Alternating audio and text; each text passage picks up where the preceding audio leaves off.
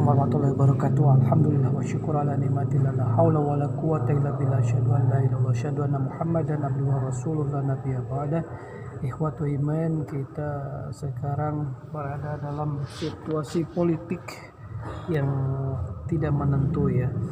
Ada yang mempertahankan kubu PDIP, kemudian Prabowo, Gerindra, kemudian ada juga yang mendukung Anies Baswedan. Tapi lah, kita tidak bisa membahas mana yang paling benar, mana yang paling cocok untuk negara Indonesia ini. Tapi yang perlu saya tekankan adalah bahwa kita perlunya bersatu padu, bahwa permasalahan bangsa ini adalah yang pertama adalah tentunya adalah yang paling utama adalah masalah pangan ya. Masalah pangan.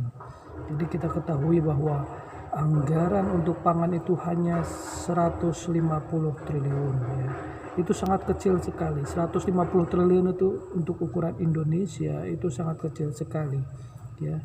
Pemerintah kurang perhatian dalam hal ini, dalam masalah pangan ya. Masalah pangan itu sangat krusial, karena bagaimana kita menciptakan generasi muda yang kuat, yang cerdas kalau tidak disertai dengan pangan yang baik gitu ya.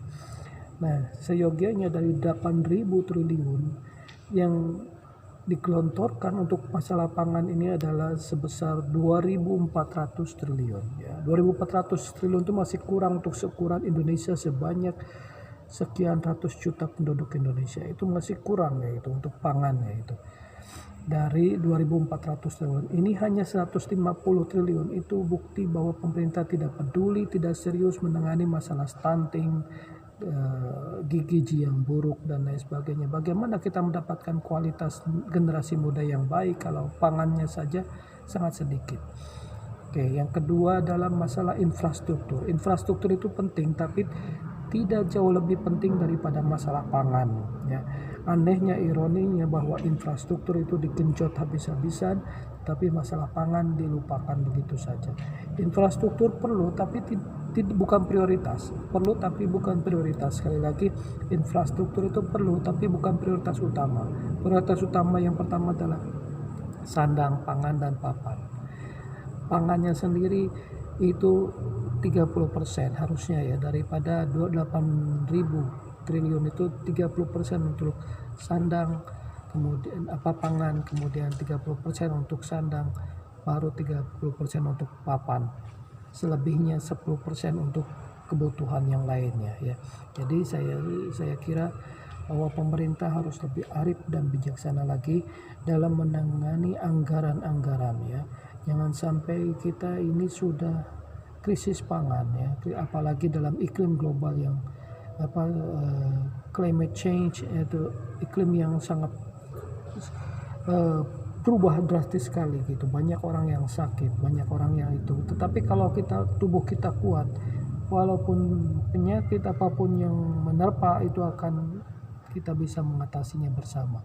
Tetapi kalau tubuh kita lemah, itu generasi muda kita tidak diberikan asupan gizi yang baik gitu kan, penyakit sedikit aja bisa mematikan gitu ya.